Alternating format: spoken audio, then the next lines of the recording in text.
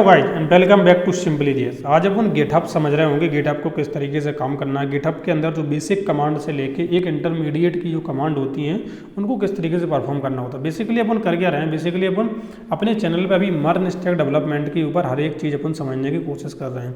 सबसे पहले मैंने नोड जेएस के बारे में पढ़ाया, उसके बाद मर्न स्टैक का जो कर्ड ऑपरेशन है, react JS, complete react JS, MERN stack का ई कॉमर्स डैशबोर्ड, इन सभी वीडियो की जो लिंक है वो आपको डिस्क्रिप्शन में मिल जाएगी। और इस वीडियो के अंदर अपन गिटहब के ऊपर जितनी भी कमांड लिखेंगे इसकी एक चीट शीट बनाऊंगा, वो चीट शीट भी आपको उसकी जो लिंक है वो भी आपको प्रॉपर तरीके से मिल जाएगी। तो आज की गिटहब के अंदर जितनी भी कमांड लिखने वालों वो सारी कमांड आपको प्रॉपर तरीके से मिल जाएंगी। इसमें कोई भी टेंशन लेने बात नहीं है, बस आप एक एक करके सभी को सुनना कौन सी कमांड किस तरीके से यूज हो रही है और क्या पर्टिकुलर यूज है उस कमांड का। ठीक है, तो इसी के साथ अपन को क्या करना है, सबसे पहले अपन जाएंगे गूगल पे जाके अपन गेट SCM डाउनलोड लिखेंगे। तो यहाँ पे सबसे पहले जो लिंक आएगी इस जगह पे डाउनलोड गेट SCM, यहाँ पे जाके आप क्लिक करेंगे तो आपको गेट के लिए डाउनलोड करने का ऑप्शन मिल जाएगा, विंडो मैक विनैक और उसके लिए। तो विंडो के ऊपर क्लिक करेंगे तो ये ऑप्शन आता है download for get window 32 bit और 64 बिट, जिसके ऊपर भी आप क्लिक करेंगे तो ये अपना डाउनलोड होना शुरू हो जाएगा। बहुत ही बेसिक सा प्रोसेस है, सीधा इसमें नेक्स्ट नेक्स्ट नेक्स्ट करते रहना है और ये डाउनलोड हो जाएगा। ठीक है, डाउनलोड होने के बाद आपको क्या करना है, जिस पर्टिकुलर फोल्डर के अंदर आप काम कर रहे हैं, जैसे मान के चलिए मैंने एक नया फोल्डर बनाया जिसका नाम रखा गिट डेवलपर और इसको मुझे क्या करना है, इसको ओपन विथ कोड कर सकते हैं, लेकिन अभी अपन ओपन विथ कोड नहीं करेंगे, इस अभी अपन उसको करेंगे गिट बेस। गिट बेस क्या है, गिट बेस एक टर्मिनल है। अब टर्मिनल नॉर्मल टर्मिनल है, जिस तरीके से पावर सेल टर्मिनल होता है, गिटहब का जो अपना विंडो का कमांड टर्मिनल होता है, लिनक्स का टर्मिनल होता है, यूनिक्स का टर्मिनल होता है, उसी तरीके से अपना गिट बेस का एक टर्मिनल होता है। इसके ऊपर अपन जो लिनक्स की जो बेसिक कमांड है उन सबको अपन ईजिली चला सकते हैं, जैसे ls और pwd हो गया। तो pwd क्या करता है, pwd अपन को बताता है कि अभी अपन किस वर्किंग डायरेक्टरी के अंदर काम कर रहे हैं। ठीक है, तो इतना तो आपको मालूम पड़ गया कि ये नॉर्मल टर्मिनल है, इसके अंदर जो नॉर्मल कमांड होती हैं वही वहाँ पे लिखी जाती हैं, लेकिन एक गेट के साथ जितनी भी कमांड होती हैं उन सबको ये बहुत ही ईजिली तरीके से एक्सेप्ट करता है और हर एक का एक अपना अपना मतलब होता है। सबसे पहले आपको इसमें बताना पड़ता है कि कौन सा यूजर, आप जैसे अपने बारे में पूरी इन्फॉर्मेशन देनी पड़ती है कि कौन इस गेट को यूज कर रहा है। तो सबसे पहले अपन को देना है गेट कॉन्फिग, इस तरीके से कॉन्फिग माइनस और यहाँ पे ग्लोबल यूजर डॉट नेम और यहाँ पे आपको सागर, जो मेरा नाम है वो मैंने दे दिया, आपका नाम जो है वो आप दे दीजिए। उसके बाद इसी कमांड को गेट कॉन्फिग यूजर डॉट यहाँ पे ईमेल, और ईमेल लिखने के बाद यहाँ पे अपनी ईमेल आईडी को एंटर करना है। तो मैंने यहाँ पे कर दिया आनंद गुप्ता सर @gmail.com। ठीक, इसके बाद एंटर करता हूँ तो इसको गेट को मालूम पड़ गया कि कौन सा यूजर और जिसकी ईमेल आईडी ये है, ये वाला बंदा इसको यूज करना चाहता है। ठीक है, तो इतनी तो इन्फॉर्मेशन हो गई अपन को गेट को बताने की, गेट के अंदर किस तरीके से काम करना है।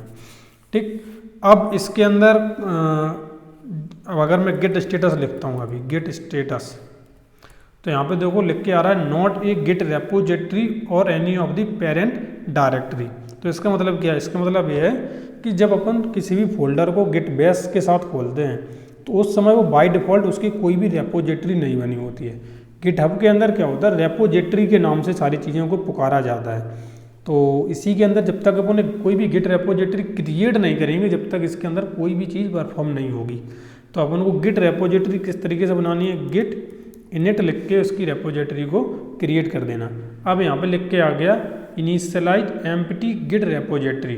इनिशियलाइज एम्प्टी गिट रेपोजिटरी का मतलब होता है कि आपने इनिशियलाइज कर दिया पूरी तरीके से खाली रेपोजिटरी, इस रेपोजिटरी के अंदर अभी कुछ नहीं है।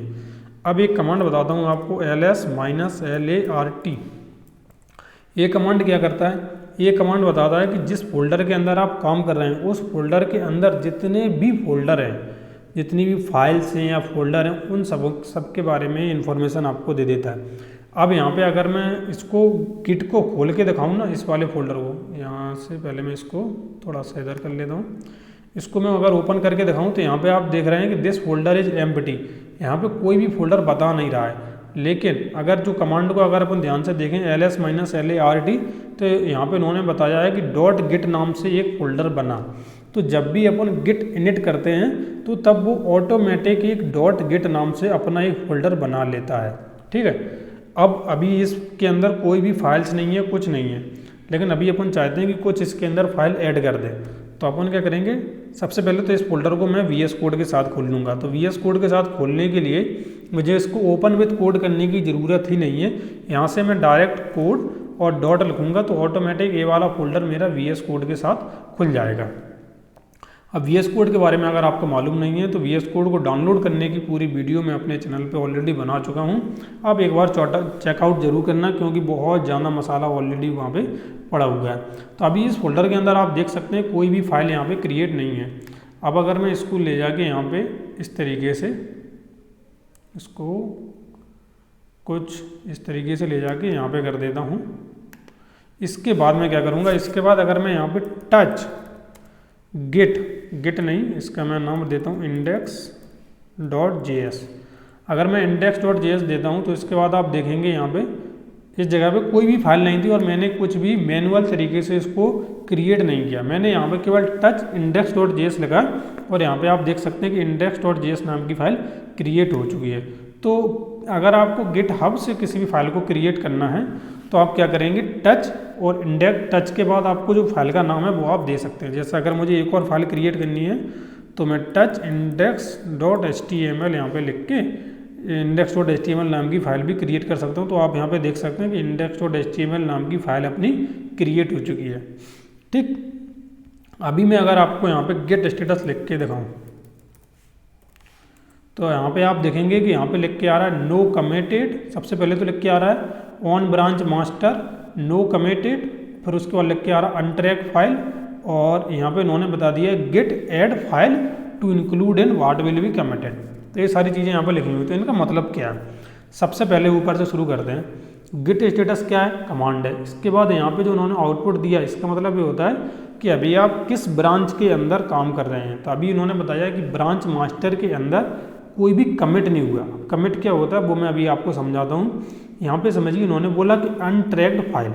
अभी अनट्रैक फाइल से कहने का मतलब क्या हुआ, अनट्रैक फाइल से इनका कहने का मतलब ये हुआ कि अभी ये सारी फाइल इस फोल्डर, जिस फोल्डर के अंदर अपन काम कर रहे हैं, इस फोल्डर के अंदर ये सारी फाइल हैं, लेकिन ये गिट के ऊपर नहीं है। आपने जो फोल्डर बनाया इस फोल्डर के अंदर तो है ये फाइल, लेकिन एक गिट के ऊपर नहीं है। अपन जो गिट के साथ काम कर रहे हैं उस गिट को ये मालूम ही नहीं है कि ये वाली फाइल मेरे पास आ चुकी हैं। ये बिल्कुल आप समझने के लिए इसको दो तरीके से समझ सकते हैं कि एक होता है लोकल, जो अपना ये लैपटॉप या फिर कंप्यूटर हो गया, और दूसरा होता है गिट का सर्वर। तो दो चीज़ें हैं, एक अपना लोकल, दूसरा सर्वर। जब तक ये लोकल पे हैं तब तक वो बताता है कि अनट्रैक फाइल। जब ये लोकल से हट के सर्वर तक पहुंच जाती हैं तो उसका मतलब होता है कि वो लोकल पे तो हैं, लेकिन उसके साथ साथ सर्वर ने भी उसको अपने पास बुला लिया है। तो अगर अपन को किसी भी फाइल को ऐड करना है, यानी कि सर्वर के पास भेजना है, तो किस तरीके से भेजते हैं, गिट ऐड और उस फाइल का अपन नाम दे देते हैं। जैसे मैंने यहाँ पे दे दिया index.html, और जैसे ही मैंने एंटर किया तो उसके बाद अगर मैं अपना गिट स्टेटस लिखता हूँ तो आप यहाँ पे देखेंगे चेंज हो गया। चेंज क्या हुआ कि पहले तो वही बताएंगे कि किस मास्टर के अंदर है, उसके बाद अभी ये चीज़ तो मैं समझाऊँगा। और चेंजेस टू बी कमिटेड, अब चेंजेस टू बी कमिटेड यहाँ पे देखो ऊपर लिख के आ रहा है नो कमिटेड और ऊपर लिख के आ रहा है चेंजेस टू बी कमिटेड। इसका मतलब ये हुआ कि अभी आपने जो अपनी फाइल को चेंज किया, यानी कि इस फाइल के अंदर अगर मैं कुछ भी कोड लिख देता index.html के अंदर तो पूरा फाइल इसके अंदर चला जाता। और यहाँ पे इस चीज़ को ध्यान से देखना, यहाँ पे लिख के आ रहा है न्यू फाइल index.html। तो अपन ने तो अपने फोल्डर के अंदर index.html भी बनाई है, index.js भी बनाई है, अपने लिए तो ये फाइल हैं, लेकिन जैसे ही ये सर्वर के ऊपर जाती हैं तो उसके लिए हर बार नई फाइल की तरह ट्रीट करते हैं। किस तरीके, न्यू फाइल, उसके लिए न्यू फाइल है, उसको मालूम नहीं था, उसको आपने पहली बार दिया तो न्यू फाइल की तरह ट्रीट करेगा। अब लेकिन यहाँ पे आपने एक चीज़ नोटिस करी होगी कि यहाँ पे मैंने एक फाइल को ऐड करने के लिए लिखा git add index.html, लेकिन अगर आप मान के चलिए इस तरीके से अगर किसी एक पर्टिकुलर प्रोजेक्ट के अंदर 500, 600, 800 फाइल होती हैं, तो इस तरीके से एक एक फाइल लिख कर तो अपन कर नहीं सकते। तो जितनी भी फाइल हैं उन सबको अगर एक बार में भेजना है तो किस तरीके से भेजेंगे। तो सबसे पहले मैं क्या करता हूँ, एक दो फाइल और क्रिएट कर देता हूँ। सबसे पहले एक और कर दिया टच, और इसका नाम दे दिया server.js, और एक और फाइल दे देता हूँ जिसका नाम दे देता हूँ टच, और इसका नाम दे दिया style.css। तो अभी आप देखेंगे कि अपने पास जो है index.html के साथ साथ index.js, server.js और style.css आ चुकी है। इसको थोड़ा सा मैं इस साइड कर देता हूँ, इसको इस साइड, और इसको थोड़ा सा जूम कर लेते हैं। आई होप आपको अभी तक तो प्रॉपर तरीके से अपने को दिखाई दे रहा होगा क्या मैं लिख रहा हूँ। वो तो देखने में मुझे नहीं लगता कोई गड़बड़ होगी। अब अगर मैं यहाँ पे गेट स्टेटस लिखता हूँ, गेट स्टेटस, तो अभी आप देखेंगे यहाँ पे अनट्रैक फाइल लिख के आ रहा है index.js, server.js और style.css। अब अगर अपन चाहते हैं कि index.js, server और style ये तीनों फाइल एक बार में ऐड हो जाएं, तो उसके लिए अपन क्या करेंगे, उसके लिए अपन गेट ऐड स्पेस, इसके बाद डॉट दबाएंगे, उसके बाद इंटर दबाएंगे, तो ये सारी फाइल ऑटोमेटिक ऐड हो जाएंगी। अब मैं आपको गेट स्टेटस एक बार फिर से करके दिखाता हूँ। तो यहाँ पे देखो न्यू फाइल के अंदर लिख के आ रहा है index.html, index.js, server.js, style.css, जो कि अपना कब लिख के आ रहा था, जब अपन ने पहले इसको गेट ऐड किया था ना, यहाँ पे गेट ऐड index.html किया था, उसके बाद गेट स्टेटस किया था, तो केवल पहले एक फाइल न्यू लिख के आ रहा था, न्यू फाइल index.html। लेकिन अब अभी क्या किया अपन ने, गेट ऐड डॉट लिखा है, तो ये सारी फाइलें अपनी index.html और इंडेक्स, सर्वर और स्टाइल, ये सारी फाइल अपनी ऐड हो चुकी हैं। तो इस तरीके से अपन क्या कर सकते हैं, एक बार में सारी फाइल को ऐड कर सकते हैं। अब बात करते हैं इस नो कमिट की। ये नो कमिट क्या है, गेट ऐड करने से क्या होता है, गेट ऐड करने से अपनी फाइल जहाँ उस जगह पे चली जाती है, इस सर्वर के पास चली जाती हैं, लेकिन इस सर्वर को पर्टिकुलर अभी क्या है, स्टेजिंग एरिया इसको बोला जाता है कि अभी ये पर्टिकुलर स्टेजिंग एरिया के अंदर जा चुकी हैं। अब कमिट को कुछ ऐसा समझिए, कमिट जो है ना एक कमिटमेंट वर्ड होता है, उस कमिटमेंट वर्ड के अंदर से निकल के आया है। अब ये किस तरीके से, कमिटमेंट का मतलब क्या होता है, कमिटमेंट का मतलब होता है कि आपने कोई किसी को एक बात बोली, तो आपने बोला कि ये बात पक्की है, अब मैं इससे मुकरने वाला नहीं हूँ, तो वो बात अपनी पूरी तरीके से पक्की हो चुकी है। तो जब भी अपन कमिट करते हैं, तो कमिट का मतलब होता है कि अब ये बिल्कुल पक्का हो चुका है कि अब ये गिटहब के अंदर या गिट के अंदर जाके स्टोर हो चुकी हैं सारी चीज़ें। तो कमिट को अपन को किस तरीके से करना होता है, गेट कमिट, उसके बाद -m के बाद अपन मैसेज लिखते हैं। अब मैसेज हमेशा आप जब भी लिखेंगे तो कोई एक ऐसा मैसेज लिखना चाहिए जो अपने को, या फिर जब भी अपना कोई दूसरा बंदा कोड दिख रहा है, कोड देख रहा है, तो उसको समझ में आना चाहिए कि ये जो कमिट किया है उसने वो कमिट क्यों किया है। और एक चीज़ मैं आपको और बता दूं यहाँ पे कि जो गिट है उसका बेसिकली जो बेसिक पर्पज है यूज करने का, सबसे बेसिक पर्पज है यूज करने का, वो क्या है। तो जो अपन जैसे मान के चलिए आप और मैं दोनों साथ में कोड पे, एक ही कोड पे काम कर रहे हैं। एक मान लेते हैं एक अमेजोन जैसी कोई एक वेबसाइट का क्लोन बनाना चाहते हैं, मैं और आप दोनों मिल गए। तो अब कोड मैंने लिखा, मैं उसका फ्रंट एंड लिख रहा हूँ, आप उसका बैक एंड लिख रहे हैं। तो मुझे अगर उसको फ्रंट एंड को आपसे शेयर करना होगा तो मैं किस तरीके से करता, मैं नॉर्मली कैसे शेयर करता, व्हाट्सएप पे एक जिप फाइल बनाता, जिप फाइल बना के आपको व्हाट्सएप पे भेजता, फिर आप उसको अपने लैपटॉप में जाके एक्सपोर्ट करते, फिर आप उसका पूरा कोड को देखते। इस तरीके से बेसिक प्रोसेस होती है। लेकिन अपना जो गिट है वो बनाया ही इसलिए गया था कि वो डिस्ट्रीब्यूटेड सर्वर मॉडल पे था, कि गिट के ऊपर मैंने एक कमांड डाली, कमांड के द्वारा वो पूरा कोड डाल दिया, आपने अपने लैपटॉप में रहते हुए वो कोड को देख लिया, ना आपको किसी से फाइल को लेना पड़ा, ना शेयर करना पड़ा, डायरेक्ट आपने इस फाइल को अपने लैपटॉप के अंदर आपने लेना है तो लो, नहीं लेना है तो केवल गिटहब के ऊपर आप देख सकते हैं जाके कि इस पर क्या कमांड, अभी किसने कमांड में क्या डाला, अभी पिछली कमांड इसने क्या डाली। तो किसी भी फोल्डर, किसी भी फाइल या किसी भी दूसरे के द्वारा अगर कोड लिखा गया है, जैसे कोड अगर मैंने लिखा है और आपने लिखा, तो आपने जो कोड लिखा उसको अगर मुझे यहाँ से देखना है कि अभी उन्होंने क्या चेंजेस किए हैं, क्या चेंजेस नहीं किए हैं। तो ये सारी जो चीज़ें होती हैं उन सब की जानकारी आपको इस गिट बेस के द्वारा लग जाती है। जैसे जैसे अभी आप और समझेंगे आगे तो आपको और ज़्यादा गहराई से मालूम पड़ेगा। तो मैसेज हमेशा ऐसा लिखना चाहिए जो मुझे भी और आपको दोनों तरीकों से समझ में आए। जो बंदे काम कर रहे हैं साथ में उन सबको समझ में आना चाहिए। तो मैंने यहाँ पे लिखा इनिशियल कमिट, ये अपना सबसे पहला कमिट है। तो मैंने यहाँ पे इनिशियल कमिट लिख दिया। तो यहाँ पे देखो मास्टर लिख के आया और ये रूट कमिट है। रूट कमिट यानी कि रूट का मतलब आपको मालूम है कि जड़ होता है बिल्कुल सबसे पहला वाला। तो ये साला क्रिएट मोड हो चुके हैं, सब की सब क्रिएट मोड हो चुके हैं। और जब भी अपन कमिट करते हैं तो यहाँ पे ये चीज़ आती है कि इंसर्शन और एक डिलीशन और चेंज का ऑप्शन आता है। तो अभी अपन ने इंसर्शन एक भी नहीं किया है, डिलीट भी एक भी नहीं करे हैं, अपन ने केवल उसको चेंज किया है। पहले ये फाइल नहीं थी उसके अंदर, अब ये फाइल उसके अंदर आ चुकी है। इंसर्शन कब होता है? इंसर्शन जब होता है जब हम उसको पूरी तरीके से पुश कर देते हैं। ठीक है, वो अभी ये बात करेंगे अपन। इतनी सारी चीज़ें तो अपन ने देख ली।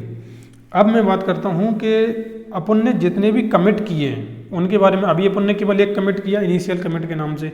अब मैं यहाँ पे लिखता हूँ गेट लॉग। अब ये गेट लॉग क्या करता है?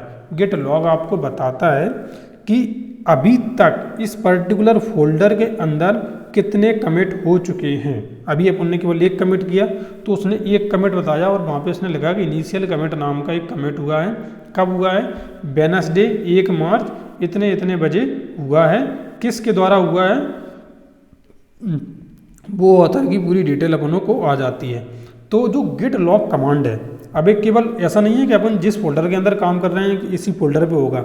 अब जैसे मैंने आपको अभी थोड़ी देर पहले बोला था कि आप और मैं अगर सामने एक ही फोल्डर पे अपन दोनों अगर काम कर रहे हैं तो अपन क्या कर सकते हैं, उस फोल्डर की डिटेल निकाल सकते हैं कि किसने अभी इसके ऊपर कमिट कमिट किया, कितने बजे कमिट किया, अभी इसके अंदर क्या चेंजेस हुए हैं। तो अपन ये सारी चीज़ें डिटेल में आसानी से निकाल सकते हैं गिट लॉग की मदद से। तो गिट लॉग की मदद से क्या मालूम पड़ जाता है कि कितने कमिट अभी तक कितने कमिट हुए हैं। अब अगर मैं यहाँ पे एक काम करता हूँ, अभी मैं कुछ और कमिट कर देता हूँ तो उसके बारे में फिर मैं बात करता हूँ। तो मैं क्या करता हूँ, यहाँ पे index.html के अंदर अपन HTML ऐड कर देते हैं। नॉर्मली मैंने HTML को ऐड कर दिया। अब मैं यहाँ पे जाऊँगा, उसके बाद अगर मैं यहाँ पे गेट स्टेटस लिखूँगा तो आपको मालूम है गेट मॉडिफाइड का ऑप्शन आएगा कि अपना जो मॉडिफाइड हो चुकी है index.html। तो उसको ऐड करने के लिए अपन क्या करेंगे, गेट ऐड index.html भी लिख सकता हूँ और ऐड डॉट भी लिख सकता हूँ। तो अब इसके बाद मैं एक और कमिट कर देता हूँ, गेट कमिट -m, इसको मुझे लिखना पड़ेगा मॉडिफाइड index.html। मैंने इसको सही तरीके से कमिट लिखना, मैसेज लिखना अगर ये आदत में आ गया तो ऑटोमेटिक एक बहुत अच्छे डेवलपर आप बन जाएंगे धीरे धीरे करते। तो यहाँ पे मैंने क्या किया, इसको बता दिया कि index.html को मैंने मॉडिफाइड किया। अब गिट लॉग अगर मैं अब करता हूँ अपना गिट लॉग, तो अभी जितनी कमिट अभी तक अपन ने की हैं वो सारी कमिट की डिटेल आ जाएगी। तो यहाँ पे आया कि अभी थोड़ी देर पहले हुआ है index.html को मॉडिफाइड किया गया है। उसके पहले उन्होंने सबसे पहली कमिट की थी इनिशियल कमिट। लेकिन अपन आज चाहते हैं कि सबसे पहली कमिट जो हुई थी वो ठीक है। अपन चाहते हैं बिल्कुल ये बताओ कि बिल्कुल जस्ट अभी क्या कमिट हुआ, इससे पहले क्या कमिट हुआ। तो उसके लिए अपन क्या करेंगे, गेट लॉग, इसके बाद अपन को -p, इसके बाद अपन को ये जानना है कि कितने, आपको जैसे पीछे जाना है। मैंने यहाँ पे लिखा -1। अगर मैं -1 लिखता हूँ तो इसमें बोल रहे हैं, यहाँ पे देखना है अभी इन्होंने क्या बोला कि मास्टर के अंदर कमिट हुआ है, मास्टर ब्रांच के अंदर कमिट हुआ है, इस ऑथर ने किया है, डेट इतनी है और केवल index.html के बारे में बता रहे हैं कि जो कमिट का नाम था वो था index.html। यहाँ पे देखो इनिशियल कमिट के बारे में कोई भी बात हुई नहीं है। यहाँ पे उन्होंने ये भी बता दिया कि क्या चेंजेस हुए थे और उस चेंजेस के अंदर क्या कमिट हुआ था, वो पूरी डिटेल उन्होंने आपको लाके दे दी है। तो कितना अच्छा होता है इसमें कि अपन को ये मालूम पड़ जाता है कि जैसे मान के चलिए किसी एक पर्टिकुलर डे, कल जैसे अपन ने काम किया था तो कल तक जहाँ तक काम हुआ वहाँ तक काम हो गया। उसके बाद अगर मैं सुबह जल्दी जग गया, मैंने सुबह जग के मैंने कोड कर दिया, कोड करने के बाद उसके अंदर पुश कर दिया, तो अब आपको कैसे मालूम पड़ेगा कि अभी इसके अंदर क्या चेंजेस हुए हैं। कि अगर आप कभी लेट जगे और आपने लेट जग के थोड़ा कोड लेट लिखना शुरू किया तो आपको कैसे मालूम पड़ेगा कि इसके अंदर क्या क्या चेंजेस हुए हैं। तो उसके लिए बहुत अच्छा होता है ये वाली कमांड कि आपने लिखा गिट लॉग -p -1, तो -1 से पिछली एक कमिट के बारे में अपन को मालूम पड़ जाता है। लेकिन अपन चाहते हैं कि और अंदर डिटेल में जाना चाहते हैं तो अपन और भी अपन अंदर जा सकते हैं। तो अभी पहले मैं क्यू लिखूँगा, क्यू लिखते ही इससे बाहर आ जाऊँगा। तो अब अगर अपन चाहते हैं कि -1 नहीं, मुझे और भी कमिट चाहिए, यानी कि पिछली 2 कमिट की डिटेल निकालनी है, तो मैं -2 कर दूंगा। तो -2 करूंगा यहाँ पे, तो यहाँ पे लिख के आ जाएगा कि आनंद गुप्ता सर ने मॉडिफाइड किया था index.html, मतलब जो अपनी पिछली जो 2 कमिट हैं, 3 कमिट हैं, नंबर ऑफ जितनी भी कमिट हैं उन सब के बारे में अपन को डिटेल में निकल के आ जाएगा। तो इस तरीके से अपन क्या कर सकते हैं, जितनी भी प्रीवियस कमेंट हैं वो सारी कमेंट अपन एक एक करके डिटेल में अपन निकाल सकते हैं। अब लेकिन यहाँ पे एक चीज़ आपने नोटिस अगर पता नहीं की कि नहीं, यहाँ पे एक लिख के आ रहा है डिफ और गिट। अब इसका मतलब क्या है, इसका मतलब मैं आपको बताता हूँ इसका मतलब क्या है। अगर मैं यहाँ पे गिट डिफ लिखता हूँ तो अभी आप देखना, अभी यहाँ पे कुछ भी रिजल्ट नहीं आया, कुछ भी नहीं हुआ, ठीक। अब वही मैं यहाँ पे इसके अंदर कुछ चेंज कर देता हूँ। मैंने बॉडी के अंदर एक h1 टैग लगाया, इसके अंदर लिख दिया गिट हब ट्यूटोरियल, और इसके बाद मैं यहाँ पे जाता हूँ, इसी कमांड को मैं दोबारा से लिखता हूँ। तो अभी आप देखेंगे तो इसके अंदर क्या क्या लिख के आ गया। पहले मैं इसको थोड़ा सा छोटा, थोड़ा सा जूम भी कर देता हूँ। तो अभी आप यहाँ पे देखेंगे कि मैंने जैसे ही गेट डिफ कमांड इस बार लिखी तो अभी इन्होंने क्या किया, अभी इन्होंने बताया डिफ गेट index.html और नीचे आए तो टाइटल डॉक्यूमेंट और h1 टैग यहाँ पे गिटहब ट्यूटोरियल। तो ये करता क्या है, ये जो गेट डिफ कमांड है वो क्या करती है, वो बेसिकली क्या करती है, अपनी जो 2 कमांड होती हैं उनके बीच में कंपेयर करती है। कंपेयर कैसे, इससे पहले अपन ने गेट डिफ लिखा था तो यहाँ पे कोई भी उसने आउटपुट नहीं दिया था। क्यों नहीं दिया था, वो उसने इसलिए नहीं दिया था क्योंकि अभी इसके अंदर वर्किंग डायरेक्टरी का मतलब होता है बिल्कुल जस्ट अभी अपन ने क्या किया, जस्ट अभी अपन ने क्या किया, गिटहब ट्यूटोरियल नाम का एक इसके अंदर h1 टैग ऐड किया। और प्रीवियस जो स्टेजिंग एरिया होता है, स्टेजिंग एरिया का मतलब मैंने आपको बताया था क्या होता है, जब भी अपन गिट ऐड कर देते हैं तब वो फाइल किसके अंदर चली जाती हैं, स्टेजिंग एरिया के अंदर चली जाती हैं। तो वो जो प्रीवियस स्टेजिंग एरिया था और जो अभी बिल्कुल जस्ट अपन ने जो किया, इन दोनों के बीच का जो डिफरेंस होता है वो आपको गिट डिफ की मदद से मिल जाता है। तो ये बहुत ही ज़्यादा यूजफुल कमांड होती है। कब, जब होती है जब जैसे मान के चलिए कि एक ही फोल्डर पे आप और मैं दोनों काम कर रहे हैं, उस पर आपने 10 मिनट पहले कोई एक कोड लिखा और मैं 10 मिनट के लिए सो गया था या मुझे थोड़ा अच्छा नहीं लग रहा था तो मैं खाना खाने चला गया था। तो मैं लौट के आया, मैंने कोड को देखा, मुझे समझ नहीं आ रहा है कि अभी क्या चेंजेस हो गया है इसके अंदर, मतलब पहले तो कुछ और था अभी क्या चेंजेस हो गया है। तो मैं क्या करूँगा, मैं गेट डिफ कमांड लगाऊंगा तो उससे मुझे मालूम पड़ जाएगा कि हाँ इस फाइल के अंदर इतना चेंज हुआ है। जैसे इसके अंदर मैंने h1 के अंदर गिटहब ट्यूटोरियल लगा तो इसको मालूम पड़ जाएगा कि हाँ इतना कोड यहाँ पे ऐड हुआ है। यहाँ पे जो प्लस का ऑप्शन आ रहा है ना, ये प्लस का ऑप्शन अपन को बता देता है कि इतना कोड इसके अंदर ऐड हुआ है। तो सोचो समझने वाले को कितना ज़्यादा आसान हो जाएगा कि उसको पूरा मालूम पड़ गया कि इस जगह से कोड ऐड हुआ है, इस जगह तक ये कोड चल रहा है। तो कितना ज़्यादा ईजी हो गया उसके लिए समझना, मतलब अगर अपन 20 लोग भी मिलकर काम कर रहे हैं तो कितनी आसानी से अपन मैनेज कर सकते हैं पूरे कोड को। तो ये तो होता है गिट डिफ, मतलब इससे तो अपन को पूरा मालूम पड़ जाता है। लेकिन अपन चाहते हैं कि जो प्रीवियस स्टेज एरिया है केवल उनके बीच में अपन जानकारी निकालना चाहते हैं कि अपने स्टेजिंग एरिया और लास्ट कमिट। अब स्टेजिंग एरिया और लास्ट कमिट का मतलब क्या है, अब अगर मैं यहाँ पे गेट डिफ इसका माइनस स्टेज्ड इस तरीके से लिखता हूँ तो अभी देखो कुछ भी नहीं आया है, ठीक है। अब मैं क्या करता हूँ, पहले तो मैं गेट स्टेटस लिख देता हूँ तो यहाँ पे मॉडिफाइड होगी index.html, उसके बाद में गेट डेट ऐड और डॉट। तो अभी अपन ने क्या किया, अभी अपन ने index.html को स्टेजिंग एरिया तक पहुँचा दिया। अब मैं गेट और इसके बाद यहाँ पे डिफ और माइनस स्टेज्ड अब लिखता हूँ तो यहाँ पे देखो अभी क्या, पहले कोई भी आउटपुट नहीं आया था। अगर मैं आपको लेके चलूँ तो यहाँ पे मैंने लिखा था गिट डिफ माइनस स्टेज, कोई भी आउटपुट नहीं आया। मैंने यहाँ पे क्या किया, index.html को स्टेज एरिया के अंदर डाल दिया। समझने की कोशिश करना, मैंने गिट ऐड डॉट लिखा तो इसका क्या मतलब हुआ कि जो अपनी index.html है वो स्टेजिंग एरिया के अंदर अभी जा चुकी है, लेकिन कमिट नहीं हुई है, ठीक है, कमिट नहीं हुई है। तो जो गिट डिफ माइनस स्टेज है वो क्या करता है, स्टेजिंग एरिया को पिछले कमिट के साथ स्टेजिंग एरिया के साथ नहीं। अभी जो स्टेजिंग एरिया है, फिलहाल जो स्टेजिंग एरिया है उसको जो पिछली कमिट है इन दोनों के बीच में क्या डिफरेंस है उसके बारे में ये बताता है। समझने की कोशिश करना, अभी जो स्टेजिंग एरिया है इससे पिछली जो कमिट थी इन दोनों के बीच में क्या डिफरेंस है उसके बारे में ये बताता है। अब कैसे इसको आप एनालाइज करते हैं, और इसके अंदर इसमें बताया कि जो H1 के अंदर जो गिटहब ट्यूटोरियल लिखा गया था उसी चीज़ को अभी कहाँ पे गिट ऐड के द्वारा स्टेज किया गया है। कितना ज़्यादा यूजफुल चीज़ है, मतलब इतनी ज़्यादा यूजफुल चीज़ है कि अगर इस चीज़ को अगर आपने यूज करना शुरू कर दिया अपने किसी भी प्रोजेक्ट में तो 10 या 20 लोग तो आप छोड़िए, अगर आप 100 लोगों के साथ भी काम कर रहे हैं तब भी आपको कोड को कभी पढ़ने में कभी भी दिक्कत नहीं आएगी। अब मैं आपको बताता हूँ क्यों नहीं आएगी।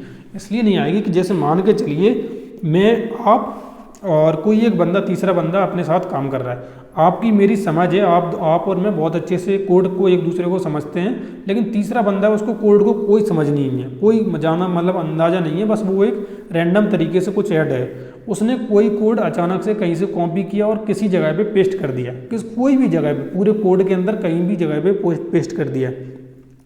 अब मान के चलिए अगर वो कोड अगर गलत जगह पे पेस्ट हो गया, आपको समझ नहीं आ रहा कि अभी पूरा कोड जो है वो किस तरीके से काम करता है, पूरा कोड ही उसने ऐसा कर दिया कि अब आप समझ नहीं पा रहे हैं कि एरर जो आ रही है वो किस जगह से आ रही है। तो उस समय इतना ज़्यादा यूजफुल हो जाता है कि आपने यहाँ पे कमांड लिखेंगे git diff -- stage, तो उसके अंदर वो बता देगा कि किस फाइल के अंदर किस जगह से कोड को शुरू किया गया, मतलब चेंजेस हुए हैं और कब चेंजेस हुए हैं, कितने कौन सी फाइल के अंदर इसके अंदर चेंजेस हुए हैं। तो जो अपना जो एक डेवलपर है उसके लिए कितना ज़्यादा यूजफुल कमांड हो जाएगी ये वाली, कि सारी चीज़ें उसको मालूम पड़ गई तो वो उसी जगह से जाएगा और वापस से उसको रिकॉल कर देगा और पूरा अपना कोड को उस जगह से पर्टिकुलर पॉइंट से लेके पूरा डिलीट मार देगा। तो उसके लिए कोड जो है वो दोबारा से बिल्कुल सेम टू सेम तरीके से रन करने लगेगा। तो ये कमांड बहुत ही ज़्यादा यूजफुल हो जाती है। इतना तो आप समझ गए होंगे अभी तक तो मुझे नहीं लगता कोई भी गड़बड़ हुई होगी, और आई होप आपको यहाँ तक समझ में आया होगा। और एक बार यार चैनल को जरूर चेकआउट करना, क्योंकि चैनल पे ऑलरेडी बहुत ज़्यादा मसाला मैं दे चुका हूँ, और प्लेलिस्ट की अगर बात करूँ तो बहुत प्लेलिस्ट ऑलरेडी मौजूद हैं। और लेकिन अभी स्पेशल जो मैं बात करूँ वन स्टैक डेवलपमेंट की, अभी फ़िलहाल जो अभी चल रही है, और कमेंट में आप लोग ज़रूर बताना कि क्या क्या देना चाहिए, क्या क्या नहीं देना चाहिए। तो वापस से चलते हैं अपने गिटहब के ऊपर और गिटहब के ट्यूटोरियल को कंटिन्यू करते हैं।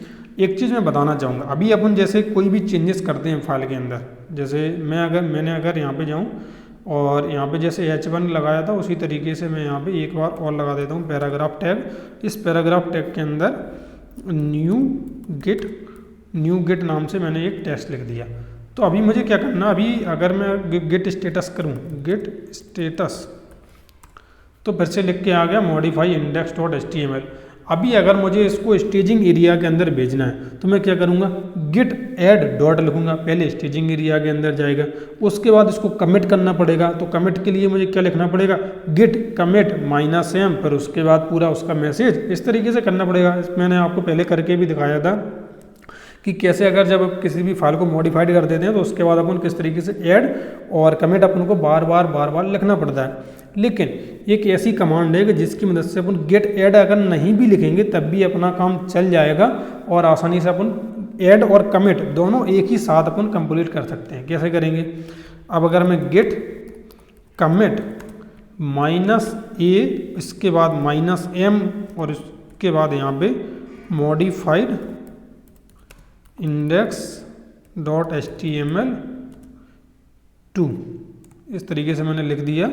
तो अभी आप देखेंगे कि जो कमिट के बाद होता था ना वो यहाँ पे डायरेक्ट हो गया, मतलब अपन को गिट ऐड करने की ज़रूरत ही नहीं पड़ी, इस कमांड को अपन ने स्किप कर दिया। अगर इस कमांड के बारे में अपन को मालूम है तो जो गिट ऐड वाली कमांड है उसको स्किप करके डायरेक्ट अपन ने सीधा कमिट कर दिया। अब अगर मैं आपको गेट स्टेटस लगा करके दिखाता हूँ तो on branch master nothing to commit working tree clean, अभी जिसके अंदर अपन काम कर रहे हैं पूरा प्रॉपर तरीके से अपनी काम कर रही है। ठीक है, अब क्या करता हूँ, अब मैं पहले इसके अंदर कोई भी चेंज करता हूँ। यहाँ पे मैंने न्यू गिट की जगह इसको केवल न्यू कर दिया, और जैसे ही मैंने किया तो अब क्या होगा, अब अगर मैं गेट स्टेटस लिखूँगा तो इसमें फिर से लिख के आ जाएगा मॉडिफाइड index.html। अब मैंने इसको क्यों बताया, अब मैं आपको ये बताना चाहता हूँ कि जब फाइल को डिलीट करते हैं, फाइल को डिलीट करने के दो तरीके होते हैं। एक होता है स्टेजिंग एरिया से बाहर करने का, दूसरा तरीका होता है कि आपने को पूरी तरीके से इस गिट में से हटा देना। दो प्रकार से डिलीट की जाती हैं फाइल को, एक तो स्टेजिंग एरिया में से हटाने के लिए, दूसरा पूरी तरीके से गिट के अंदर से फाइल को डिलीट करने के लिए। अभी index.html की बात करूं तो अभी ये मॉडिफाइड है, तो अभी ये स्टेजिंग एरिया तक भी नहीं है। तो अगर मैं यहाँ पर गेट एड डॉट लिख दूँ, इसके बाद मैं करूँ गेट स्टेटस एक बार फिर से, तो अभी आप देखेंगे कि जो index.html है वो स्टेजिंग एरिया के अंदर जा चुका है। यहाँ पे अनस्टेज करने के लिए बोल रहा है कि अगर आप चाहते हैं तो आप गेट रीस्टोर डालेंगे तो आप अनस्टेज कर सकते हैं, लेकिन अपन ये चाहते हैं कि स्टेजिंग एरिया में से इस फाइल को मुझे हटाना है। जो index.html है इसको स्टेजिंग एरिया में से हटाना है। अब ये क्यों चाहते हैं, अक्सर मतलब इसका यूज कहाँ पे होता है, इसका मतलब ऐसी जगह पे यूज होता है कि जैसे मान के चलिए आप और मैं काम कर रहे हैं, ठीक है, आप और मैं काम कर रहे हैं और रात के बढ़िया 2-3 बजे बज चुके हैं। तो उस समय मान चलिए मैं नींद में हूँ और मुझे फाइल जो थी index.js को करना था स्टेजिंग एरिया के अंदर, लेकिन क्योंकि आधी नींद में हूँ और मैंने index.js की जगह index.html कर दिया गलती से स्टेजिंग एरिया के अंदर। आपने सुबह जग के देखा, आपने कहा ये क्या किया इसने, index.js को उसके अंदर करना था स्टेजिंग के अंदर, आपने कहा index.html क्यों कर दिया, क्या गधा है क्या। तो आपने कहा कि नहीं ये चीज़ सही नहीं है, इसको स्टेजिंग एरिया में से मुझे हटाना पड़ेगा। तो उसके लिए अपन क्या करेंगे, स्टेजिंग एरिया में से निकालने के लिए अपन करेंगे गेट rm, उसके बाद -CACHED कैच्ड, उसके बाद जो भी फाइल को अपन को स्टेजिंग एरिया में से हटाना है उसका अपन नाम लिखेंगे। जैसे मैंने यहाँ पर लिखा index.html, तो अभी पूरी तरीके से स्टेजिंग एरिया में से निकल चुका है। अब अगर मैं यहाँ पे गेट स्टेटस लिखता हूँ तो अभी आप देखेंगे कि जो index.html है वो मॉडिफाइड लिख के नहीं आ रहा है, इसके ऊपर लिख के आ रहा है अनट्रैक फाइल। और अनट्रैक फाइल आपको मालूम है कि मैंने बिल्कुल शुरुआत में समझाया था कि अनट्रैक फाइल का मतलब क्या होता है कि अब पूरी तरीके से जो स्टेजिंग एरिया से है अपनी फाइल डिलीट हो चुकी है। लेकिन ऐसा नहीं है, वो गिट नाम का जो अपना बिल्कुल शुरुआत में जब अपन ने फोल्डर बनाया था ना इनिशियलाइज रेपोजिटरी करके, तो उसके उस फोल्डर के अंदर से index.html अभी डिलीट नहीं हुआ है। और यहाँ से अपन अगर चाहें ना कि डायरेक्ट अपन डिलीट कर दें तो वो भी नहीं कर सकते। उसके लिए अपन को क्या करना पड़ेगा, उसके लिए अपन को पहले तो इसको डायरेक्ट गेट ऐड करना पड़ेगा और इसके बाद अपन को डिलीट करना है, तब अपन स्टेजिंग एरिया में से डिलीट करने की कोशिश करते हैं। जैसे मुझे मैं अगर ये चाहता हूँ कि पूरी तरीके से डिलीट हो जाए, अब मुझे इस फाइल की ज़रूरत ही नहीं है। अब यहाँ पे आप देखना index.html मैंने खोल के रखा है, इसको देखना आप ध्यान से। मैं चाहता हूँ पूरी तरीके से फाइल डिलीट हो जाए, मुझे इस फोल्डर के अंदर ज़रूरत ही नहीं है इस फाइल की। तो मैं गेट rm और अपना index.html लिखूँगा, इसके बाद एंटर मारूँगा तो यहाँ पे देखो एरर आ जाएगी, the following file has change stage in the index. तो स्टेजिंग एरिया में से तो नहीं हटा सकते आप, इस चीज़ को ध्यान में से रखना। स्टेजिंग एरिया में से डायरेक्ट डिलीट नहीं कर सकते कि पूरा फोल्डर में से ही डिलीट कर दो। कब डिलीट कर सकते हो, जब आप कमिट करके उसको बता देते हो कि हाँ मैं ये पूरी तरीके से फाइल जो है उसके अंदर भेज चुका हूँ। यानी कि जो गिट का जो स्टोरेज है, जब आप उसके अंदर पूरी तरीके से फाइल को भेज देते हैं उसके बाद ही आप उसको डिलीट कर सकते हैं। तो पहले अपन को क्या करना पड़ेगा, गेट कमिट -m और इसके अंदर फाइल कमिट अपन इस तरीके से लिख देते हैं, मैंने किया। अब अगर मुझे डिलीट करना है तो अभी आप ध्यान से देखना, मेरी जो index.html फाइल है वो डिलीट हो जाएगी। यहाँ पे अभी कुछ भी साइन नहीं है ना। अब यहाँ पे देखना, मैं यहाँ पे इसी कमांड को दोबारा से लिखता हूँ, गेट rm index.html, मैंने इंटर दबाया और यहाँ पे लिख के आ गया rm.index.html। और इस फोल्डर को देखिए, यहाँ पे index.html थी थोड़ी देर पहले लेकिन अभी नहीं है। और यहाँ पे अगर आप ध्यान से देखेंगे ये जो लाइन है वो बाय डिफ़ॉल्ट आ चुकी है, मैंने नहीं बनाई है, मैं बना भी कैसे सकता हूँ इस तरीके से। तो ये जो फाइल है वो मतलब डिलीट हो चुकी है, अब अपन इसको एक्सेस नहीं कर सकते हैं, ठीक है। अब अगर मैं यहाँ पे जाऊँ और यहाँ पे मैं अगर सोचूं कि मैं गेट index.html अब अपने पास है ही नहीं, अब अपने पास वो पूरी तरीके से डिलीट हो चुकी है। तो अब अगर मैं गेट स्टेटस लिखता हूँ, गेट स्टेटस, तो यहाँ पे क्या आ रहा है, डिलीटेड index.html। तो index.html को अपन डिलीट कर चुके हैं। अब जो गेट स्टेटस अपन बार बार लिख रहे हैं तो इसमें इतना जो 3 लाइन 4 लाइन का जो पूरा आता है, इतनी पूरी डिटेल आती है। लेकिन अभी इन्हीं सब चीज़ों को जब एक बार आप काम करते करते इन सब चीज़ों के आदी हो जाते हैं तो आप ये सोचते हैं कि इन सब चीज़ों का कोई छोटा फॉर्मेट अगर हो तो ज़्यादा बेहतर रहता है। तो उसी छोटे फॉर्मेट को लाने के लिए अपन क्या करेंगे, गेट स्टेटस और -s अपन लगाएंगे। तो ये क्या करता है, ये आपको जो ये काम है, जो इतना बड़ा जो काम है जो 3-4 लाइन के अंदर हो रहा है, ये पूरा काम आपको छोटे छोटे पोर्शन के अंदर लाके आपको दिखा देता है। जैसे इसने बोला d और index.html, तो d का मतलब क्या है, d का मतलब है यहाँ पे index.html को डिलीट कर दिया गया है। अब अगर मैं यहाँ पे इंडेक्स इसके अंदर JS के अंदर लेट मैंने इसको खोला फाइल को, इसके बाद मैंने यहाँ पे लिखा लेट a = 8। उसके बाद मैं क्या करता हूँ, उसके बाद इसी कमांड को अगर मैं रिपीट करूँगा तो यहाँ पे आप देखेंगे d के लिए तो आ गया कि index.html को डिलीट किया गया, लेकिन इसके बाद अपन ने m index.js अपना आ गया है। तो m का मतलब क्या होता है, m का मतलब होता है कि index.js को मॉडिफाइड किया गया है। लेकिन अगर मैं इसको इस तरीके से करूँ तो उसका मतलब दोनों का मतलब ही सेम है। यहाँ पे देखो उन्होंने पूरा जो 6-7 लाइन का लिखा, तब भी उन्होंने यही चीज़ लिखी कि index.html को डिलीट किया, मॉडिफाइड किया index.js को, और इसी चीज़ को इसने 2 लाइन के अंदर दिखा दिया कि index.html को डिलीट किया गया है, मॉडिफाइड किया गया है index.js को। जब आप इसके साथ थोड़ा सा आप एफिशिएंट हो जाते हैं, आपको समझ में आने लगते हैं कि गिट किस तरीके से काम करता है, तो आपको ऐसी कमांड बहुत ही ज़्यादा यूजफुल हो जाती हैं। तो यहाँ तक तो आपको बहुत ही ज़्यादा मज़ा आया होगा, मतलब समझ में आ रही होंगी ये चीज़ें। अब एक ऐसे कॉन्सेप्ट के बारे में बात करने वाला हूँ कि जो गिट के अंदर एक सबसे मोस्ट इम्पोर्टेंट कॉन्सेप्ट माना जाता है, बहुत इम्पोर्टेंट। वो कॉन्सेप्ट क्या है, गिट इग्नोर। गिट इग्नोर एक बहुत ही ज़रूरी चीज़ है। गिट हब पे किसी भी प्रोजेक्ट को अपलोड करने के लिए गिट इग्नोर की बहुत ज़रूरी रहती है। तो अपन सबसे पहले क्या करेंगे, गिट इग्नोर को बना लेंगे। तो टच, इसमें लिखेंगे डॉट, इसमें गिट इग्नोर, इस तरीके से अपन को लिखना है। और जैसे ही इंटर दबाएंगे तो गिट इग्नोर नाम की फाइल आप यहाँ पे देखेंगे क्रिएट हो चुकी है, .git ignore नाम की फाइल। अब गिट इग्नोर होता क्या है, गिट इग्नोर बेसिकली क्या होता है कि आपको बताता है कि कौन सी फाइल को गिट हब के ऊपर भेजना है, कौन सी फाइल को रोकना है। अब जैसे मान के चलिए server.js है, आपका कोई क्रेडेंशियल डिटेल है जो इसके अंदर मौजूद है। क्रेडेंशियल डिटेल मतलब आपने बोला कि मैंने एक पेमेंट गेटवे अपने वेबसाइट के अंदर लगाया, उसकी एक API की होती है, उस API की को मैंने यहाँ पे जैसे लिख दिया कि पेमेंट डिटेल और इक्वल टू में यहाँ पे पूरा मैंने यहाँ पे जो भी डिटेल है वो डिटेल यहाँ पे मैंने इंक्लूड कर दी। इस तरीके से पेमेंट डिटेल मेरी इस फाइल के अंदर मौजूद है।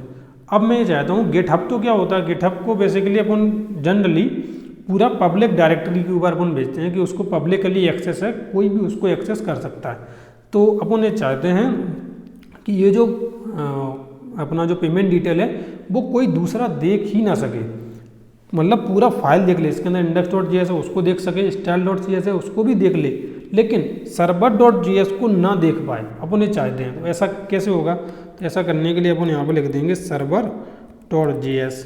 इस तरीके से अगर अपन लिखेंगे तो ये वाली फाइल आप गिटहब के ऊपर जाएगी ही नहीं, गिटहब के ऊपर जाएगी। जब मैं गिटहब को के ऊपर अपन अपलोड करेंगे ना, किसी इस फोल्डर को अपन जब अपलोड करेंगे तब मैं आपको बताऊंगा पर्टिकुलर तरीके से कि किस तरीके से जो इसको गिट इग्नोर है वो किस तरीके से यूजफुल हुई है। ठीक है, उसकी टेंशन मत लेना, बस आप अभी आप मेरे ऊपर भरोसा करो और एक एक करके समझने की कोशिश करो कि मैं क्या बोल रहा हूँ।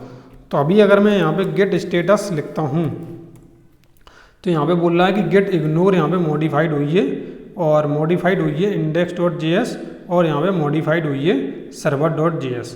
ठीक है, और अगर अपन को ये तो मैंने बोला कि अगर server.js को अकेले को सर्वर को नहीं भेजना है, तो अगर server.js को नहीं भेजना है तब, लेकिन अपन ऐसा चाहते हैं कि कभी कभी होता है, मतलब वैसे तो नहीं होता है नॉर्मली, कि अपन ऐसा चाहते हैं कि सारी फाइल सारे फोल्डर जो हैं किसी को नहीं भेजना अपने को। तो अपन क्या कर सकते हैं, स्टार लगा के बस वो अपना हो जाएगा जितने भी वो हैं, लेकिन ऐसा अपन जनरली करते नहीं हैं, ऐसा ज़रूरी भी नहीं रहता है। लेकिन अपन ऐसा कभी कभी ऐसा ज़रूर करते हैं कि कोई एक पर्टिकुलर फोल्डर बनाया, जैसे मैंने यहाँ पे बताया सीक्रेट नाम से एक फ़ोल्डर, और सीक्रेट फोल्डर के अंदर मैंने एक फ़ाइल बनाई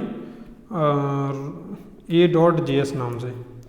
तो इसके अंदर कोई एक पर्टिकुलर मैंने कोड लिखा है।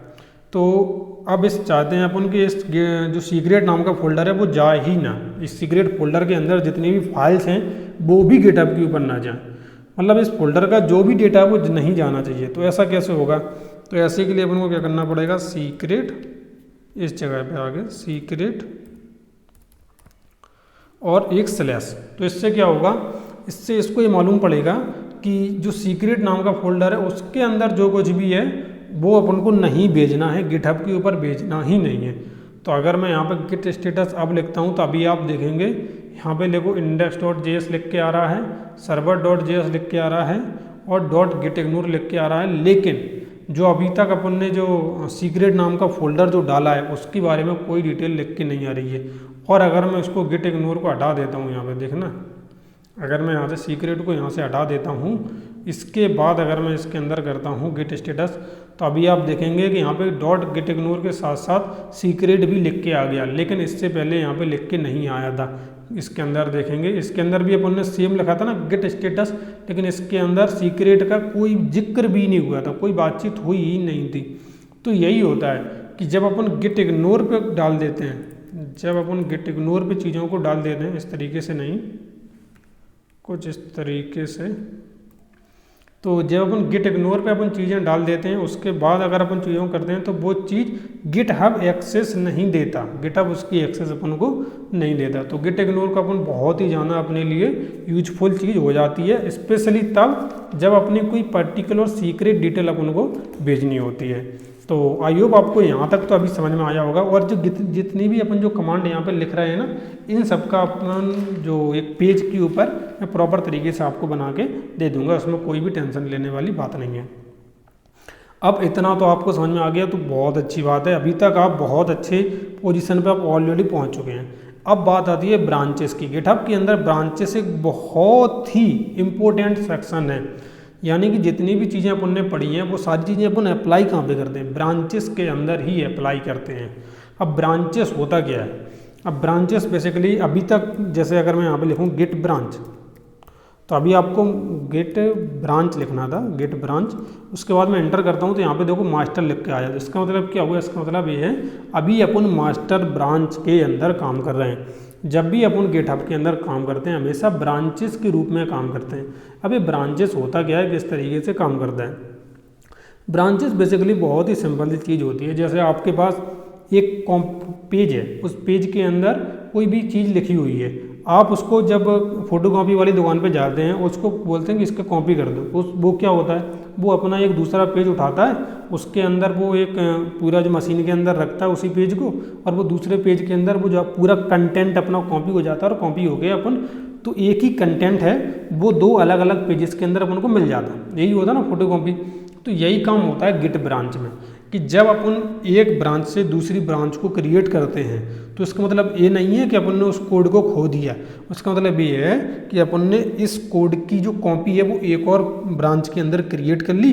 अब दोनों ब्रांच अलग अलग हैं, जैसे अपने दोनों पेजेस अलग अलग होते हैं ना, तो इस पेज के अंदर अगर अपन कुछ ऐड भी करते हैं, जो अपना फोटोकॉपी वाला पेज है उसके अंदर अपन कुछ ऐड कर भी दें तो क्या जो ओरिजिनल पेज है उस पर कोई फ़र्क पड़ता है, नहीं पड़ता ना। बिल्कुल उसी तरीके से ये चीज़ होती है कि ये जो गिट ब्रांच के अंदर जो मास्टर ब्रांच है, इसके अलावा अपन जितनी भी दूसरी ब्रांचेस बनाते हैं उसके अंदर जो कोड लिखते हैं उस कोड का इस मास्टर ब्रांच यानी कि जो मास्टर ब्रांच है इसके ऊपर कोई भी फर्क नहीं पड़ता है। ठीक है, तो गिट ब्रांच से क्या मालूम पड़ता है कि अपन कितनी फाइल वो कितनी ब्रांचेस जो हैं अभी अपने गिटहब के इस गिट के अंदर मौजूद हैं। अभी अगर मान के चलिए आपको कोई नई ब्रांच क्रिएट करनी है तो किस तरीके से करेंगे, बहुत ही सिंपल सा तरीका, आप लिखेंगे गिट ब्रांच और मैंने यहाँ पे लिख दिया, यहाँ पे सबसे पहले तो स्पेलिंग सही लिखनी चाहिए, गिट ब्रांच और यहाँ पे ब्रांच वन। तो होगा क्या कि ब्रांच वन नाम की एक ब्रांच क्रिएट हो जाएगी, मैं एंटर करूँगा तो एक क्रिएट हो जाएगी, लेकिन अभी इस ब्रांच वन नाम के फोल्डर के अंदर यानी कि ब्रांच वन के अंदर अभी अपन जाएंगे नहीं। तो अभी अगर सबसे पहले मैं गिट ब्रांच लिख के दिखाऊंगा आपको, गिट ब्रांच, तो अभी आप देखो पहले केवल मास्टर लिख के आ रहा था, अभी यहाँ पे ब्रांच वन और यहाँ पे मास्टर लिख के आ रहा है। अभी हरा हरा क्यों है, दो ब्रांच है लेकिन एक हरी है एक बना हरी है, तो ऐसा क्यों है, ऐसा इसलिए है क्योंकि जिस ब्रांच के अंदर अभी अपन होते हैं, जिस ब्रांच के अंदर अभी अपन काम कर रहे होते हैं उस ब्रांच को ग्रीन कलर में शो कराता है गिटहब का टर्मिनल, और जो दूसरी ब्रांच है उसको डिफ्रेंशिएट करने के लिए नॉर्मल तरीके से अपने को दिखा देता है। अब अपन को अगर चाहिए कि अपन ब्रांच वन नाम के उसके अंदर चले जाएं, अभी अपन मास्टर ब्रांच के अंदर है, अपन चाहते हैं ब्रांच 1 के अंदर अपन इंटर कर जाएं। किस तरीके से करेंगे, उसका बहुत ही सिंपल सा तरीका है। आपको लिखना है गेट चेकआउट और उसके बाद जो ब्रांच का नाम है वो आपको लिख देना है। तो मैंने यहाँ पे लिख दिया ब्रांच 1 और जैसे ही मैंने इंटर किया तो यहाँ पे देखो लिख के आ रहा है स्विच टू ब्रांच 1 और इसके अंदर बोल रहा है कि इसके अंदर भी क्या क्या हो गया, index.html डिलीट हो चुकी है, मॉडिफाइड हो चुकी है index.js और मॉडिफाइड हो चुकी है server.js। ये पूरी डिटेल यहाँ पे आ चुकी है। तो ब्रांच 1 की जैसे फोटोकॉपी पेज का जो मैंने आपको एग्जांपल दिया, तो जो ओरिजिनल पेज था उसका कंटेंट लेके फोटोकॉपी वाले के अंदर जाता था ना, बिल्कुल उसी तरीके से इसके अंदर हुआ कि जो मास्टर ब्रांच का जो कंटेंट है वो अभी ब्रांच 1 के अंदर पूरी तरीके से यहाँ पे उन्होंने कर दिया है। ठीक है, अब क्या करना है अपने को, अब मैं यहाँ पे गेट स्टेटस लिखता हूँ, गेट स्टेटस। तो अभी आप यहाँ पे देखेंगे तो जो चीज़ वहाँ पे थी इसके अंदर थी, किसके अंदर थी, जो अपना गेट मास्टर के अंदर अभी मैंने जब गेट स्टेटस किया था तो आपको जो पूरा काम इसके अंदर दिखाई दे रहा था, डिलीटेड index.html, मॉडिफाइड index.js और गेट इग्नोर, वही सेम काम इसके अंदर भी दिखाई दे रहा है, दिखाई दे रहा है ना ब्रांच 1 के अंदर। अब मैं ब्रांच 1 के अंदर क्या करता हूँ, ब्रांच 1 के अंदर यहाँ पे एक नई फाइल क्रिएट कर लेता हूँ जिसका नाम दे देता हूँ photos.css या कुछ भी ऐसे नाम दे दिया मैंने यहाँ पे photos.css नाम से एक फ़ाइल यहाँ पे ऐड कर दी, सीधी बात है। लेकिन ये फाइल मैंने ऐड कहाँ पे की, ध्यान से देखना, मैंने एक ब्रांच 1 के अंदर ऐड की है, मैंने मास्टर ब्रांच के अंदर ऐड नहीं की है। इस बात को ध्यान से देखना, मैंने ब्रांच 1 के अंदर ऐड की है लेकिन मास्टर ब्रांच के अंदर ऐड नहीं किया। अब मैं वापस से यहाँ पे गेट स्टेटस लिखूंगा तो आप यहाँ पे देखो photos.css लिख के आ गया। ठीक है, लेकिन ये चीज़ अपन ने मास्टर ब्रांच के अंदर ऐड तो नहीं की थी ना, तो मैं क्या करता हूँ, पहले तो अपने आप को स्विच करता हूँ किससे, मास्टर ब्रांच के अंदर। तो मास्टर ब्रांच के अंदर किस तरीके से जाएंगे, गेट चेकआउट और मैं यहाँ पे लिख दूंगा मास्टर और यहाँ पे लिख के आ रहा है switch to branch master delete और वो सारी चीज़ें। लेकिन यहाँ पे मैं करता हूँ गेट स्टेटस। तो अब यहाँ पे मैंने गेट स्टेटस किया, तो यहाँ पे गेट स्टेटस करने पे क्या हुआ, गेट स्टेटस करने पे हुआ कि जो photos.css है वो ये पूछ रहा है कि क्या ऐड इसके अंदर करनी है या नहीं करनी है। अब यहाँ पे दोनों चीज़ें अभी तक सेम चल रही हैं, इस चीज़ को बड़ा ध्यान से समझने की कोशिश करना, क्योंकि ब्रांचेस के अंदर कई लोग मिस्टेक ये कर देते हैं कि उनको समझ नहीं पड़ता कि कब ये किस तरीके से काम कर रही है। अभी तक देखो दोनों ब्रांचेस बिल्कुल सेम तरीके से काम कर रही हैं, दोनों के जो गेट स्टेटस हैं वो प्रॉपर तरीके से काम कर रहे हैं। मैं अभी फिर से चलता हूँ अपने किसके अंदर, जो अपनी ब्रांच 1 नाम से थी, इसके अंदर मैं वापस से जाता हूँ। अभी मैं वापस से गया इसके अंदर, अभी मैं इसके अंदर गेट स्टेटस लिखता हूँ और इस पर सब सारी चीज़ें प्रॉपर तरीके से हो रही हैं। अब मैं क्या करता हूँ, वो जो अपनी कमांड थी गेट कमिट -a-m और इसके अंदर चेंजेस अपन ने कर दिए। अब मैंने इसके अंदर वो चेंजेस कर दिए और यहाँ पे जाके मैंने ब्रांच 1 के अंदर, ध्यान से देखना, मैंने ब्रांच 1 के अंदर ये सारी चीज़ें की हैं। अब मैं अगर इसके अंदर गेट स्टेटस करता हूँ तो यहाँ पे क्या बोल रहा है, यहाँ पे बोल रहा है on branch 1 untrack file dot git ignore और photos.css, इस चीज़ें अपनी अभी तक नहीं है। क्यों नहीं है, अब ये दोनों के लिए अपन को गेट ऐड क्यों करना है, क्योंकि इसके जब अपन ने गेट कमिट -a-m और चेंजेस किया था तो इससे तो अपन गेट ऐड वाली जो कमांड थी उसको तो अपन स्किप कर रहे थे ना, वो मैंने आपको बताया था कि स्किप कर रहे थे। लेकिन अब इस चीज़ को बड़े ध्यान से सुनना, स्किप कब कर सकते हैं और कब नहीं कर सकते, उसको तब आप स्किप नहीं कर सकते जब आपने उस फाइल को पहली बार क्रिएट किया है। न्यू फाइल है, अगर वो सबसे न्यू फाइल है, देखो मॉडिफाइड है तो ये वाली कमांड बिल्कुल प्रॉपर तरीके से काम करेगी और गेट ऐड की अपन को ज़रूरत नहीं पड़ेगी, उसको वो स्किप कर जाएगी। लेकिन अगर आपने बिल्कुल नई फाइल ऐड करी है, उसके अंदर कुछ भी आपने मॉडिफाइड नहीं किया है, तो तब आपको गेट ऐड करना ही पड़ेगा। उस समय आप उसको इस तरीके से स्किप नहीं कर सकते। तो मैं क्या करूँगा, गेट ऐड और डॉट करूँगा, तो इसके बाद ये सारी चीज़ें अपनी इसके अंदर कमिट हो जाएंगी। उसके बाद में उसी चीज़ को गेट कमिट माइनस से और एंटर कर दूंगा। सारी चीज़ें अपनी प्रॉपर तरीके से हो चुकी हैं। अब अगर मैं गेट स्टेटस करता हूँ तो आएगा ऑन ब्रांच 1। अभी यहाँ पे लिख के देख आ रहा है कि ब्रांच 1 के अंदर कुछ भी कमिट करने के लिए नहीं है, वर्किंग ट्री क्लीन। ये चीज़ को ध्यान से देखना है कि ब्रांच 1 के अंदर nothing to commit, working tree clean. ठीक, अब मैं क्या करता हूँ, अब मैं वापस से अपने जो अपना गेट चेकआउट, इसको ब्रांच 1 की जगह मैं मास्टर के अंदर जाता हूँ वापस से। ठीक, मास्टर के अंदर गया। अब मुझे यहाँ पे गेट स्टेटस करता हूँ। यहाँ पे गेट स्टेटस अगर आप देखेंगे तो वो बात ही नहीं हो रही है। अब यहाँ पे उन्होंने बोला है सीक्रेट नाम का फोल्डर यहाँ पे, और इस तरीके से यहाँ पे दिखा रहे हैं कि आपको इस चीज़ को करना पड़ेगा। क्यों करना पड़ेगा? इसलिए करना पड़ेगा क्योंकि इसके अंदर अपन गेट इग्नोर को क्या कर चुके हैं, कमिट कर चुके हैं, और इस तरीके से अपन इसको photos.css को कर चुके हैं। अब मैं यहाँ पे आपको लेके चलूँ तो यहाँ पे देखो आप सीक्रेट है, लेकिन यहाँ पे जो photos.css अभी अपन ने बनाई थी, ये देखो .getIgnore और .photos.css के ऊपर एक ऐसा साइन आ गया जैसे डिलीट हो चुकी है, ये फाइल डिलीट हो चुकी है, इस तरीके का साइन आ गया। क्यों आ गया? ये इसीलिए आ गया क्योंकि अपन मास्टर ब्रांच के अंदर शिफ्ट कर चुके हैं, और मास्टर ब्रांच के अंदर getIgnore और photos.css नाम की कोई भी फाइल एग्जिस्ट ही नहीं करती है। ध्यान से सुनना, getIgnore के अंदर जो photos.css वो मास्टर ब्रांच के अंदर एग्जिस्ट ही नहीं करती है। तो अब मैं क्या करता हूँ, अब मैं वापस से इसके अंदर चलता हूँ। अभी यहाँ पे ध्यान से देखना, यहाँ पे ये दोनों के ऊपर डिलीट का साइन आ रहा है ना, और डिलीट का साइन आ रहा है, तो इसको यहाँ से लेके मैं यहाँ पे चलता हूँ, और मैं वापस से अपना एक गेट चेकआउट इसको करता हूँ ब्रांच 1। इसको ध्यान से देखना, मैंने जैसे ही इंटर मारा तो यहाँ पे आप देखो कि जो photos.css और जो .ignore जो अभी थोड़ी देर पहले चले गए थे वापस से आ चुके हैं। .getIgnore और जो photos.css जो इनके ऊपर जो लाइन बन के आ रही थी ना डिलीट वाली, वो अभी बन के नहीं आ रही है। क्यों नहीं आ रही है? इसलिए नहीं आ रही है क्योंकि ब्रांच बन के अंदर तो इनकी एग्जिस्टेंस है, लेकिन मास्टर ब्रांच के अंदर इनकी कोई भी एग्जिस्टेंस नहीं है। ठीक है, तो अभी अपन चाहते हैं कि अपन जैसे जो ब्रांच बन के अंदर जो चेंजेस किए, ठीक है, मास्टर ब्रांच के अंदर जो है अपने चाहते हैं इन दोनों को मर्ज कर दें। अब मर्ज करना चाहते हैं कि इन दोनों को एक साथ मिला दें। ब्रांच बन के अंदर जैसे आपने कोड लिखा, आपने बोला ठीक है मेरा पूरा कोड बिल्कुल सही तरीके से काम कर रहा है, मैं अब इन दोनों कोड को एक करके एक अच्छा बड़ा कोड बना सकता हूँ।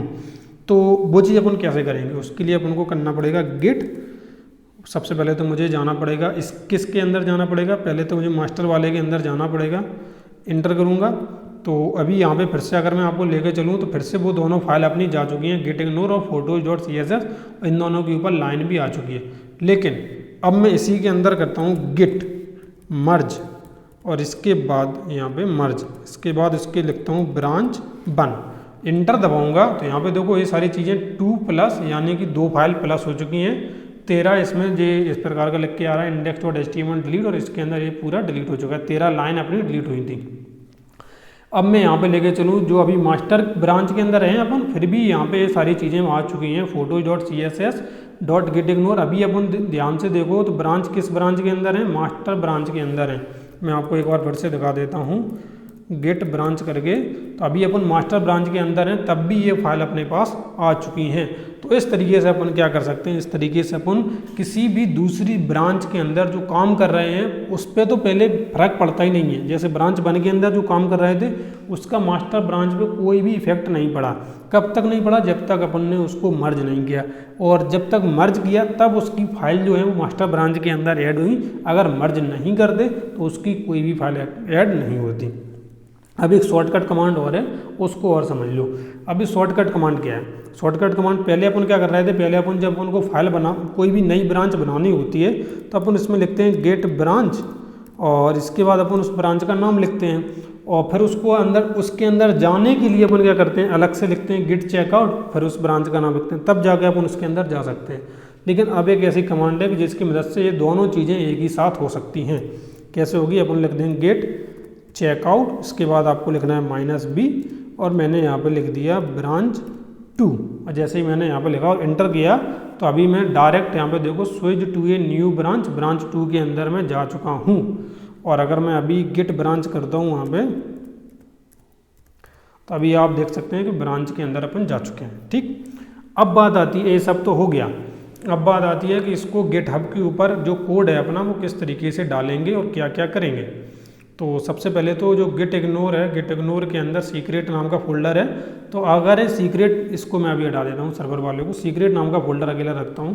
तो सीक्रेट नाम का जो फोल्डर है वो अगर गेटहब पे चला गया तो कोई मतलब ही नहीं निकलेगा ना, फिर क्या आएगा सीक्रेट। तो getIgnore के अंदर वही चीज़ें अपन डालते हैं जिनको अपन को गेटहब पे नहीं भेजना होता है। तो अभी गेटहब के ऊपर कोड किस तरीके से भेजना होता है वो मैं आपको बताता हूँ। सबसे पहले गिटहब के ऊपर लॉगिन साइन अप जो बहुत ही बेसिक सी प्रोसेस है वो आपको करनी होती है।